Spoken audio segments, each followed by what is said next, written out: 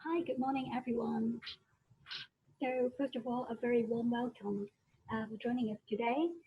So, because we have very limited time today, so maybe I'll pass the mic to Carol Sensei. 今日好多謝大家參加日本語言語文化研究中心呢個星期一嘅活動啦。咁我哋今日請咗一個好特別嘅 guest。咁因為我哋今日時間唔多，咁我即刻交個咪俾 Carol Sensei幫我哋介紹今日嘅 special guest。Okay, thank you very much for all of you joining our center activities today. We are so happy to have Professor Sheila Cliffe from Tokyo. She is now in Tokyo and trying to give a lecture to all of us. It is our honors of our Center of Japanese Language and Cultural Studies to have such a very special guest. I need to say that Professor Sheila is a kimono master. Especially I'm holding her book, and then this is one of her very popular book, and you can buy it from Amazon also. So I don't want to use up too much time because Professor Sheila is very busy, so I pass the time to her to start the lecture. So Sheila, よろしくお願いします。Thank you very much for coming. I'm really happy to see you all this morning, and I'm just going to tell you a little bit about my journey, learning and sharing Japanese culture for 30 years, more than 30 years in Japan. So can we have the next slide, please?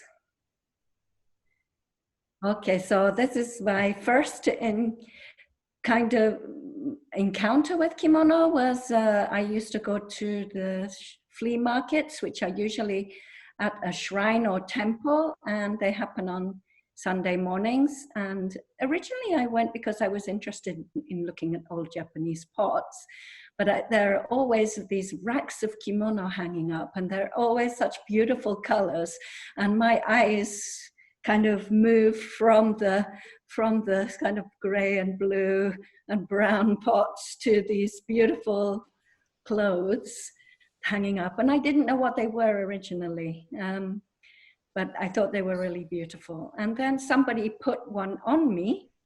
And so that photograph is the first time I ever wore one, someone else's kimono. And I thought, wow, this is really amazing. I was teaching a little English conversation class in a ballet school. And so that was the first time I ever put one on. And then the next slide, I got into wearing kimono, and I actually bought this, the blue one here, I bought and had made in Isetan. And once I bought and had it made, which was like a tremendous investment for me, I then thought, well, I have to learn to wear it. And because I had no idea how to wear it. And I started to visit kimono shops. And somebody in one of the shops told me that their shop had a school, which is actually the largest kimono dressing organization in the Kanto area where Tokyo is. And so I started going to lessons there. And I learned to tie all these different bows and things. And when I went back to my village, went to visit my parents in the UK, I said, I can do this I took some kimono back with me, and I said, I can do this for the local girls in the village. So I dressed the local girls, which is the first picture. And then the mums who'd come to watch all said, hey, that's not fair. We want to put them on too. So then I dressed the mums after I dressed the girls. So that was really exciting. And it was, I think somebody called the local paper and they came and took pictures and it got in the local paper. So we're way back in about 2090, I think. It's before everyone has the internet and things. So people really didn't know a lot about Japan. And then my mother later came to Japan. My mother is in the middle of the middle picture. And she visited my kimono dressing school, and they put her in a kimono too. So that's the third picture. Only once they visited Japan. And that was really exciting. Okay, the next photo. Next slide, please. Thank you. At the same time as I started learning kimono, I started learning stencil dyeing, and I would go to my stencil dyer's house twice a month and learn how to do stencil dyeing, which also taught me a lot about kimono, the construction, how they're made by one roll of cloth. And I dyed all the kimono for my children's 753 ceremonies, which are important ceremonies in Japan. I have 3 children. My son celebrates at age 5, and then the girls celebrate at 7 and 3. So that's them with their homemade kimono. Okay, next slide. And something I was also very interested in, because I'm really fascinated in how kimono are made and everything, was making silk. And someone once called me and said, she was teaching in elementary school, and in Japanese elementary school, the kids often do this class where they look after silkworms and grow them up and make silk from the cocoons. And so she called me up and she said, hey, I've got some silkworm babies. Do you want them? And I'm like, do I want them? Yeah, of course I want them. What do I do with them? How do I look after them? And I grew them up and I made my own silk. And I guess these pictures should be the other way around. The cocoons are in the middle. After I'd grown them up, they finished eating, made cocoons, and then pulled off the outside soft silk, which is on the left side. And finally, I reeled it onto various bits of cardboard and PET bottles and those kind of things. It's not useful for anything, but it was an interesting learning exercise. My whole journey with kimono is really me learning stuff as much as teaching other people. I'm still learning stuff, so that was an interesting exercise. Okay, next slide, please. And then in, I think 2001 was a big year for me. 2001, 2002, I'd written to a lot of museums in the UK, and I had an exhibition at the Manchester Metropolitan University as part of a big initiative called Japan 2001.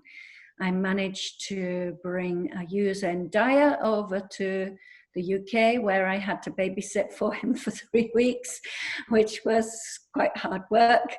And we did a Yuzen dyeing workshop there. You can see the scarves that the students dyed in the middle there.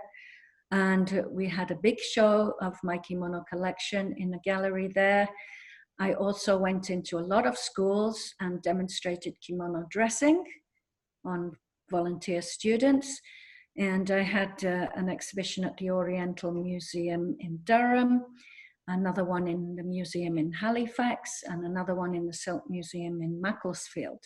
So that year I really did a lot of work abroad. And after that, I received an award from not my kimono school, but another very big kimono school organization for my work spreading the word about kimono and educating kimono abroad. So that was really nice. Okay, next slide.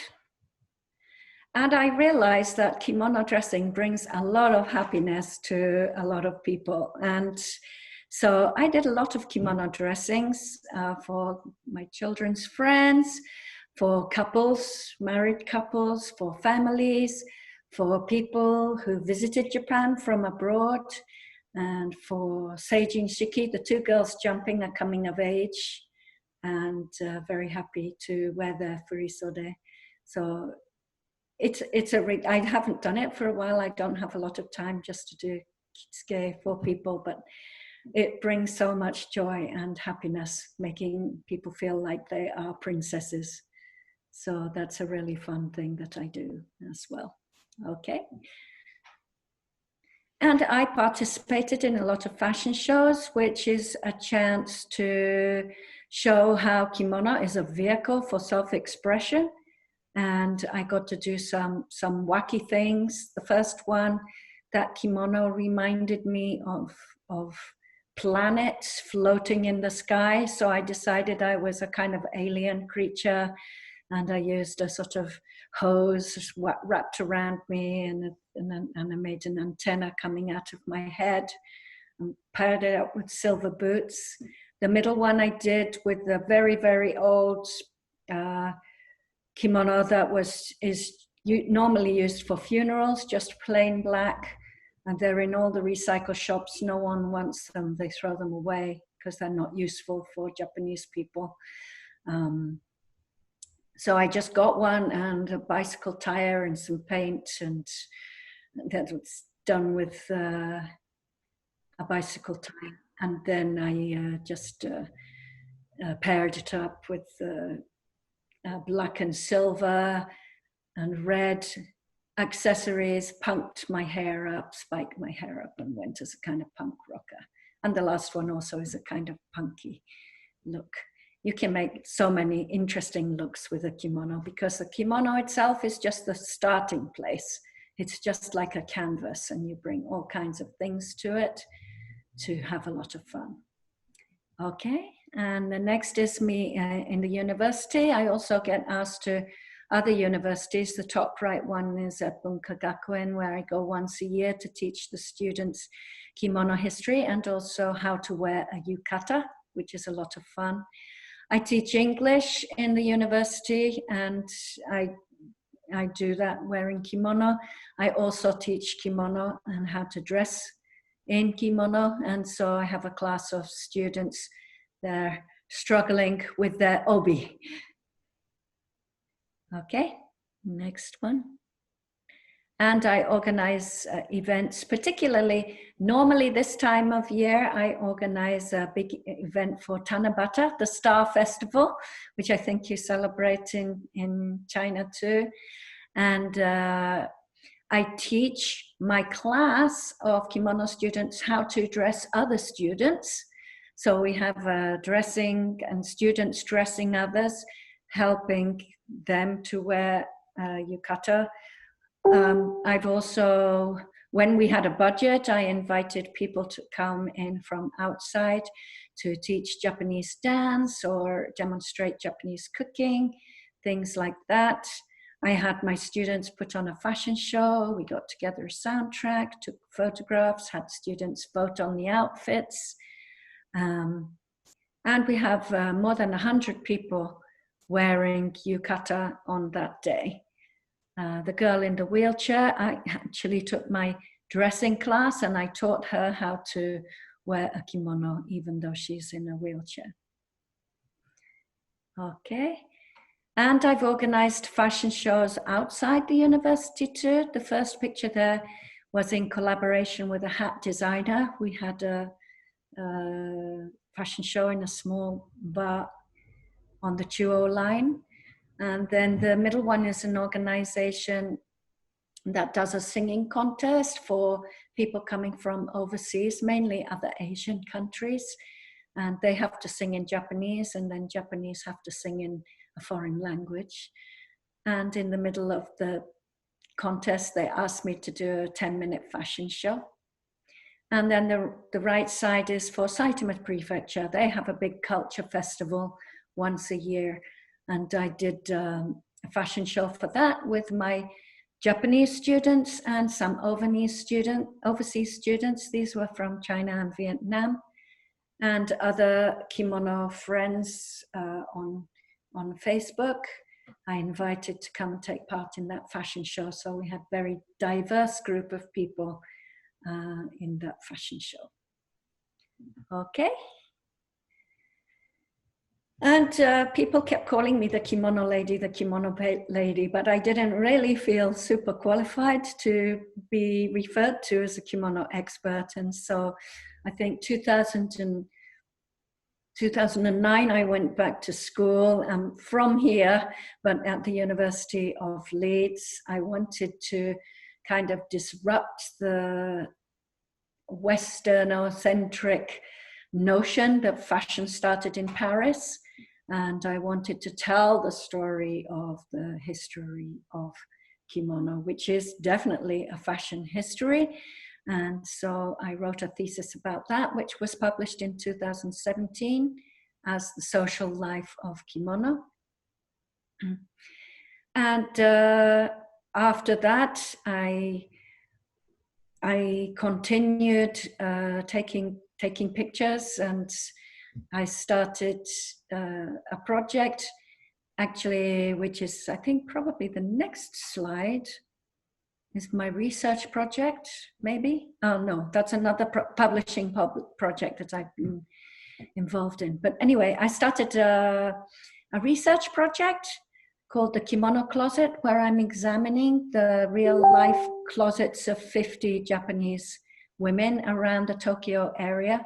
And every time I went to interview those women, I went to their homes, emptied out their kimono closets, and I took a photographer, Todd Fong, with me, and we photographed everyone. And of course, I went, as a sign of respect, I always wore kimono when I went to those interviews, and Todd took my photo too. So I said, maybe we could use these for something. And we used those photographs and added some more interesting looks to make kimono Sheila style, Sheila kimono style, which is 1 year of different coordinates that I've used and enjoyed in and around Tokyo. Just a photographic book, and it's published bilingually, so if you can understand Japanese or English, you can read the brief descriptions and my short essays in there. Okay. I also have a friend called Akira, this guy that's on the right side, who lives in Yamagata in the north of Japan, who was publishing on Facebook really stunning images of kimono fashion. And I interviewed him for my book because he was causing such a stir on Facebook. And I promised him that after I'd published my book and finished my PhD, published my book, I would get his published. And that is the cover is there on the left side, Kimono Times, Wafuku Anarchist. And that is a really beautiful, big kimono style book. I don't coordinate in exactly the way that he does, but his work is a big inspiration for me. That book is also available from Amazon, but it's available much cheaper from me. Little plug there. And I think the next slide may be my research project. No, next is my TV work. I'm often asked to be on TV these days. NHK World, which produces a lot of programs aimed at Western or English-speaking audience, and sometimes TV Tokyo or regular NHK. I have an interview with NHK for NHK World tomorrow. And the Japanese have been very positive and are very interested in my kimono wearing, styling, spreading work. Mostly I've had a very positive feedback about it. Okay. And last year, I don't know if this got to Hong Kong, but there was a big outcry here in Japan because Kim Kardashian decided she was going to call her new underwear kimono. And I sort of exploded this on the kimono Facebook pages. And there's been couple of hours later, I had a call from the BBC, what's going on, what's happening, and I gave a statement to the BBC. And it grew into a huge movement, and it was not common that Japanese voice their voice so loudly and so much together on the topic of kimono. So it really brought a lot of unity and a lot of interest and a lot of support and visibility to kimono and how it's important for Japanese. So that was really interesting. And then this year, next slide, please.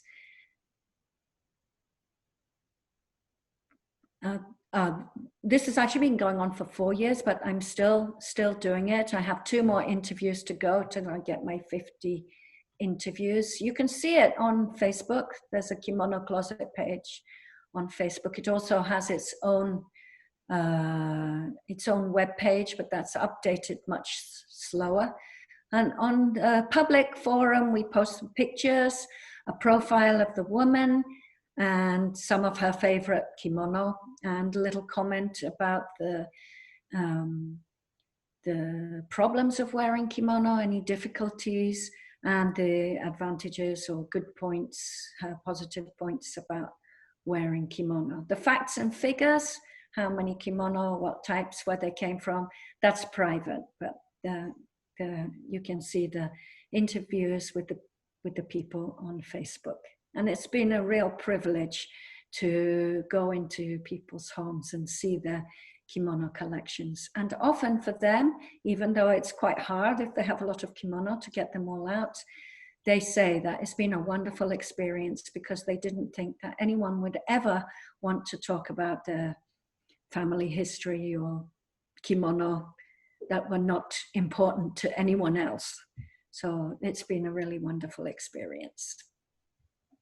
Okay, and I've been to several kimono making sites. Here is 2 projects that have been happening in Saitama. The first 2 are the last weaver of cotton kimono from Tatebayashi in I think it's in Saitama, actually. It might be in Gunma. But no, it's in Gunma. And it's the last weaver. She sold her weaving machine, and she was showing me the cards of the samples and telling me about the history of cotton weaving in that area. And then on the right, in the middle is a woman from Chichibu, who is one of the experts on meisen kimono, which was a Kanto product. And selling silk was the way Japan gained its income for its industrial revolution. So they were a very important kind of kimono, a very trending kimono in the early 20th century. And then on the right side are pictures of a kimono made in Kiryu. It was a kimono project to grow the silkworms and weave the silk and produce the kimono all in the Saitama area. So that's an initiative to keep something alive. Okay, and I've been keeping up with the new developments with new designers, fashion designers. We have Shizukuya on the left side, Jotaro Saito. He has a big shop in Ginza in the middle, and is the only kimono designer to have a catwalk show in Tokyo Fashion Week. And then on the right side is a modern antenna brand from Kyoto. And I was able to do some consulting for the Victorian Albert Museum. And I actually took 6 brands to London, and they were bought by the Victorian Albert Museum and are now in their collection and will be kept there forever, which is the next slide. So I was very, very delighted to be a part of this exhibition at the Victorian Albert Museum, from Kyoto to Catwalk. For some of these designers, it was their first time ever to travel outside of Japan, and to see their work in such an amazing worldwide top-class museum was really, really exciting. And I was excited to be able to contribute to the book as well, the Kimono to Catwalk book. And in the middle, I'm with the curator of the exhibition there, Anna Jackson, who keeps the Far Eastern collections at the Victorian Albert Museum. Okay, and while we were in London, we decided to do as much as we could. Some of the designers went to the Royal College of Art with me. We put on a small event there one evening. small. It was actually not that small. We had 50 or 60 people came. In groups, they were able to construct obi together to go with the designer's kimono. Some people went to the try it on section and learned how to had kimono and obi put on them. The idea was that they would take them off so other people could put them on, but nobody wanted to take them off. And then we had another run where we had some kimono experts who were talking, of course, about cross-cultural issues, cultural appropriation, history of kimono, kimono fashion, those kind of things. They also had rented a commercial gallery, Sway Gallery, and had a small exhibition there for a few days. And we did a presentation about dyeing and yukata at Japan House in London. So we really made good use of the time in London and just got out just in time before everything closed down because of the coronavirus.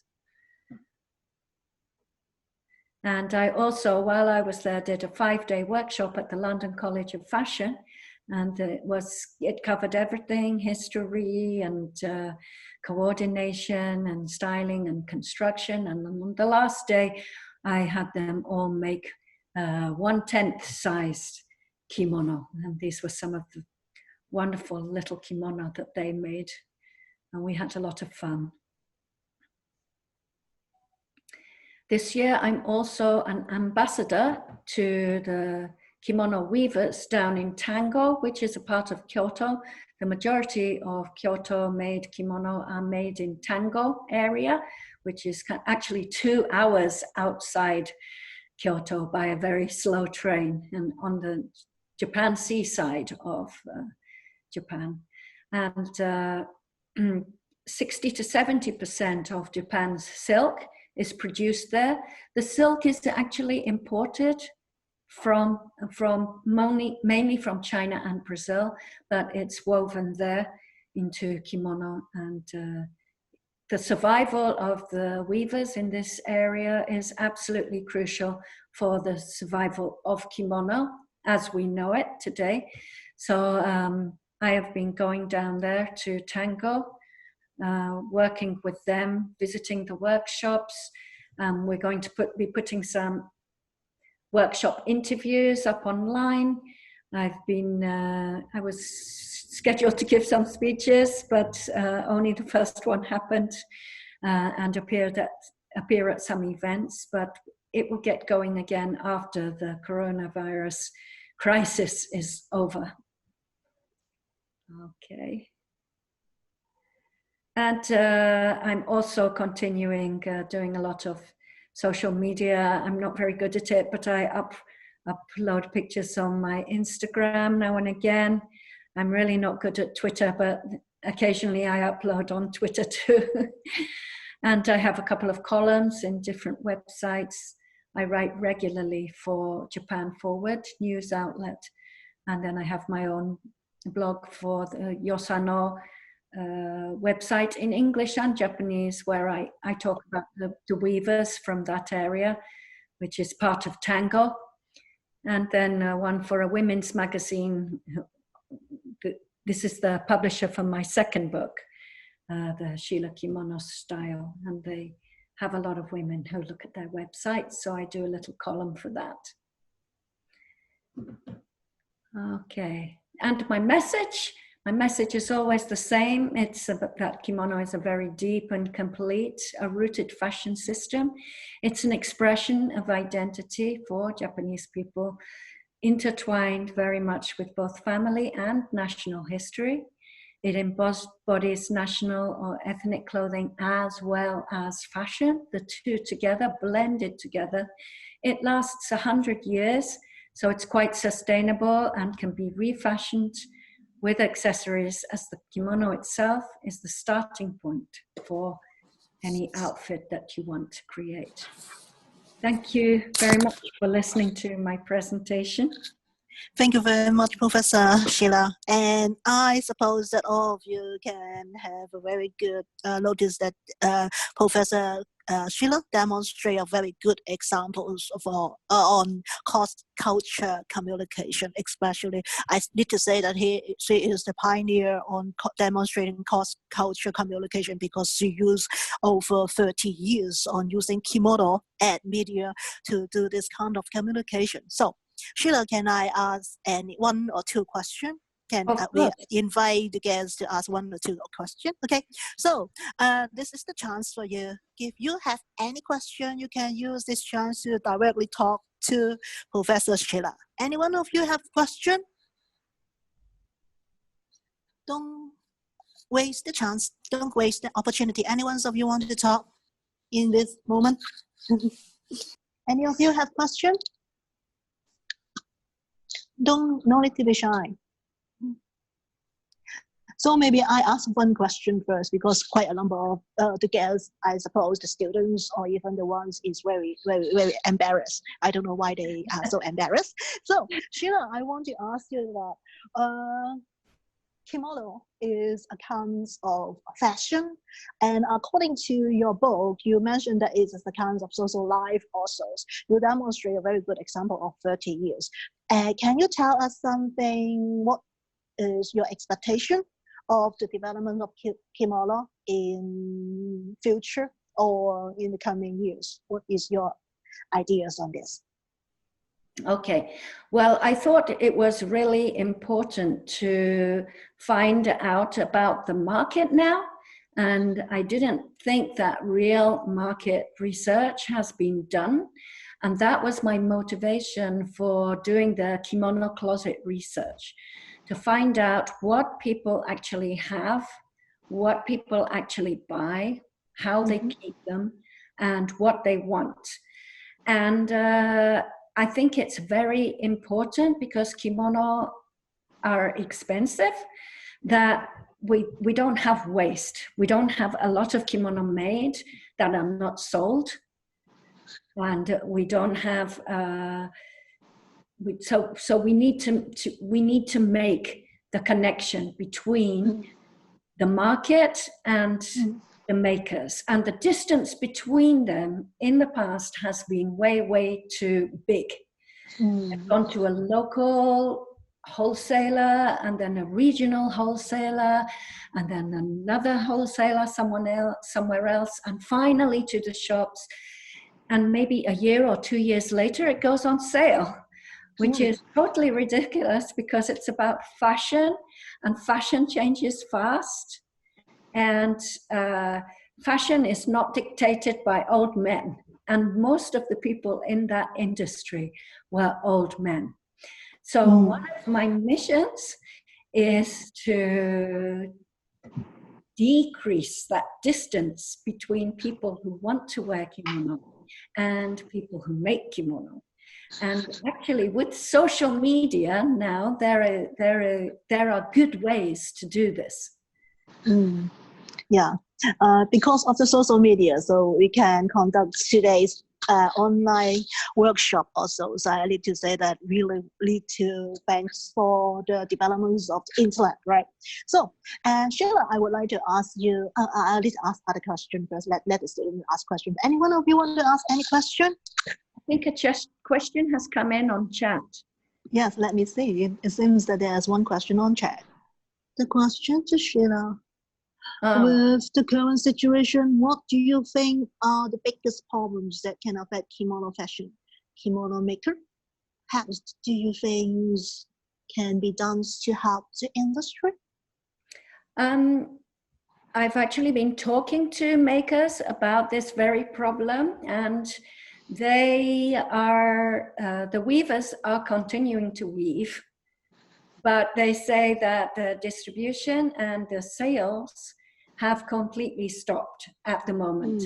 And there was a big kind of forum that is held twice a year in Tokyo, where makers from other areas come, get a chance to meet their customers and explain about their wares. That has been cancelled, of course, this spring. We don't know if it will happen in September or October either. So that's a really big blow for them. But one thing is certain, and that's that the weavers and people are getting together to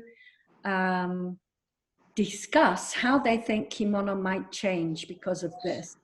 And one idea and one project that I know one weaver is already working on with some people from Kyoto is the idea that designs that are mayoke, or like good luck symbols, will become popular. The idea that you can wear something to protect you from evil viruses, which was very interesting to me. But there are designs like that from ancient times in clothing, but I had never thought that that kind of design might become popular again.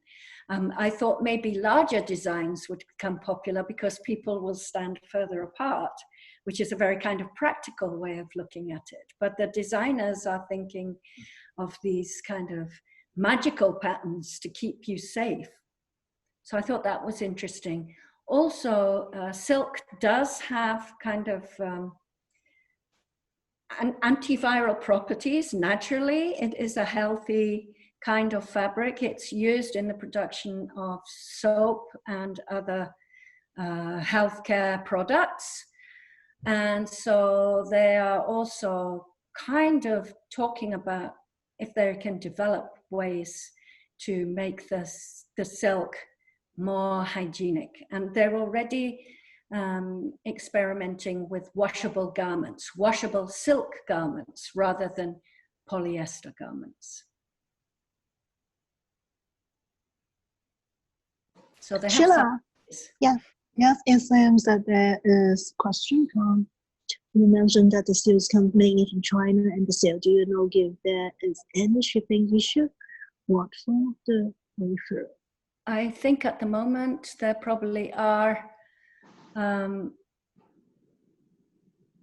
Which question am I answering? Yeah. Oh, yeah. Oh, yeah, The second question from Miss Sano Ayaka. Hello from New York. Thank you for a wonderful presentation. I'm curious to know more about how your students or young people in Japan perceive the kimono. Do you see growing interest? What aspect interests them? Oh, so this is a question from New York. So Sheila, please help us to answer this question. Yeah, okay, I'll very quickly answer the other one. Yeah. Yes, there are shipping issues with silk from China and Brazil, but most of them have a supply, so at the moment they're okay. Yeah. Regarding Ayaka's question from New York, I see a growing interest in kimono among young people. I teach one dressing class, which is supposed to be limited to 12 people because it's difficult to teach dressing to more than 12 people at one time. I have 16 people in that class this year, and I'm doing it by Zoom. So that's really quite a challenge for me. People want to learn how, young university students want to learn how to put on a kimono. I have also an elective class in kimono history and culture. Anyone from the university can take that class. The first year I did it, I had about 45 students. The next year I had 50 students. The next year I had more students than desks and had to change the classroom. Last year I had over 70 students in that class. Nobody has to take that class. It's not compulsory for anyone. So I really see a lot of interest in learning about culture, kimono culture, and also learning to wear it.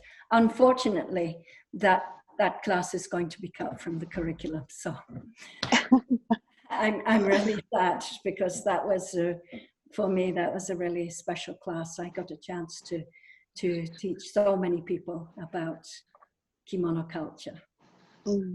Sheila, I noticed that you are also a kimono collector. Can you tell us how many pieces of kimono you keep up to now? And then can you introduce a little bit of your kimono today to us? Because I suppose we almost need to come to the last question. Okay. I probably have between 150 and 200 kimono. They are stacked away in my Kimono Times kimono closets. But they're not all for me to wear. Some of them are for dressing other people. So it includes children's kimono and furisode long sleeve kimono for young girls and men's kimono. It also includes kimono from the Meiji period, very end of Edo, interesting men's underwear. If I wore those things, they would fall apart, but they are kind of documentation. My own little mini museum, I show them to my students. And so we can learn a lot from those old textiles, even if we can't wear them. Today, I'm wearing a summer kimono made of sha, kind of see-through material. It has big lilies. It's pre-war kimono, so it has nice long sleeves, big lilies here. And the obi is also a summer flowery obi with embroidered flowers on it. Yes. My next job I'm doing today is I have to go and eat kaiseki ryori. And write about that. So that's also kind of spreading Japanese culture. And I'm going to wear this kimono for doing that. Thank you very much, Sheila. And then finally, I would like to tell you that I would like to ask you that maybe we want to invite you to come to Hong Kong. Do you have time to join us? Oh, one day I would love to. Yeah. I think that you have never been to Hong Kong because I think quite a number of my students want to meet you up also. So still have one question. Suddenly our question comes. So wait a moment. Hi, Professor Sheila. Thank you so much for the interesting talk on kimono. How you think kimono will continue to influence the world of fashion, which can be largely seen as an European invention? I couldn't perfectly hear it, but it's about fashion. Yeah. I say one more time because I didn't say it clearly. Hi, Professor Sheila. Thank you so much for the interesting talk on kimono. How do you think kimono will continue to influence the world of fashion, which can be largely seen as an European invention? Yeah, I think the influence will not stop. The influence will not stop. What's really exciting about the Victorian Albert show is how many different ways it has affected Western fashion, and many films and pop stars have worn kind of kimono-inspired garments. John Galliano designed a whole collection of dresses based on kimono designs and sort of origami-like folding shapes for Christian Dior in the past. It's not going to suddenly stop.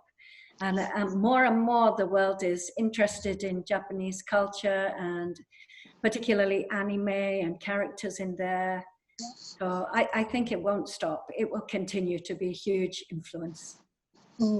Thank you very much. So just like I mentioned before, if we have a chance, we really want to invite you to come to Hong Kong later to discuss and communicate with our students. So of course, I will keep contact with you. So, and here is Professor Sheila spoke, give you a very interesting, you can come to follow from me, or even you can buy it online, okay? So of course, you can contact Professor Sheila and buy this book. So Sheila, thank you very much for joining us this morning. And then we are so happy to have you. And then we will continue to keep you updated regarding to the kimono development in Hong Kong also. Okay, thank you very much. Thank you very much. Thank you for coming, everybody. 今日はここまで終わりましょう。これから解析ですね。じゃあではよろしくお願いします。ありがとうございました。はい、じゃあバイバイ。バイバイ。